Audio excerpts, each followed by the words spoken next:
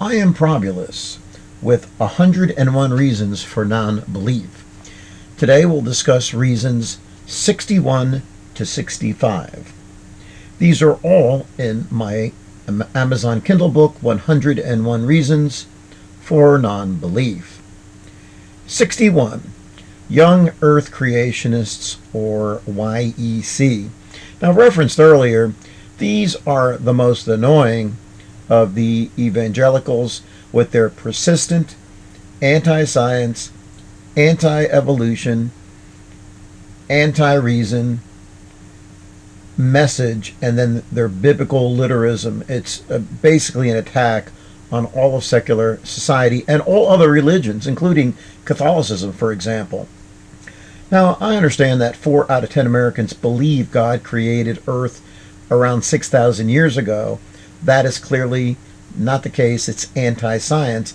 Also, only 50% of Americans accept the theory of evolution. Others accept evolution, but only as part of intelligent design. Now, do note that the Catholic Church does accept evolution, so that should not be a problem. The next reason is the 12 Unthinkable Horrors. And this is based on one of my very first books. And out of the 12 Unthinkable Horrors, I've come up with 8 that I consider the theological horrors. And what a horror is simply something that persists, that people don't want to lose. It's a belief they were told as a child, and as an adult they can't seem to lose it. And once you accept all these, then living a secular life is actually quite easy. So basically, these are why religion persists, and you need to get past these to be a non-believer. So one is there's no afterlife, you're not immortal, there's no heaven or hell. 2 is there's no one answering your prayers, you actually need to do something. 3 is life is based on probabilities and chance. Things don't happen for a reason. 4, there is no eternal justice. Life is simply not fair. Accept it. God is the invention of man. Man is not special. We're simply an evolved ape. There is no immortal soul. There is no absolute morality. And 8 is free will is a myth.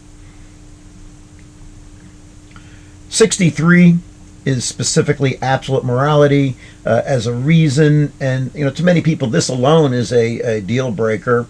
Now, clearly in the Old Testament there's so much contradiction between commandments: do not kill, and go slay a village.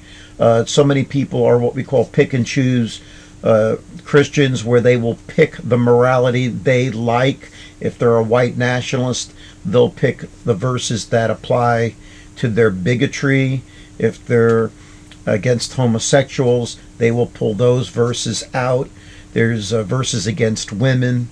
So again, people will pick out the verses that relate to their personal morality. But clearly, in modern times, we're more empathetic toward women, toward children, the weak, the disabled, the mentally ill. They're no longer infested with demons. People of other races, and also other sexual orientations. So morality and justice have evolved throughout history. It is better now. And also moralities and specific areas do depend on one's culture. I have no problem with subjective morality.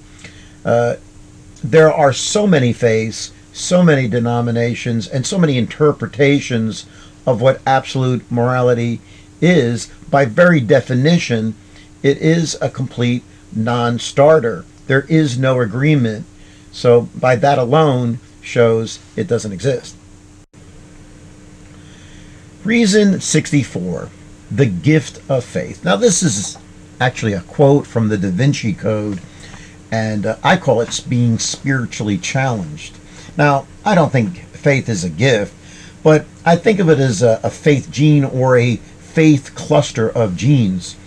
Some people are naturally compliant or naturally gullible, or they have a natural desire for authority. They're taught something as a child. they accept it, and they're comfortable with that. They have this one book to go to. For me, I'm a natural skeptic. When I hear some absolute authority or value, I say, well, why? Being born a Catholic, I was skeptical about a single faith or denomination as early as high school. And after I read The World Religions, I said to myself, oh, really? There are billions of others who don't believe as I was taught. Are they all going to hell? Now, when a Christian asserts that they know the truth and myself and 5.2 billion others do not, I find that very, very arrogant.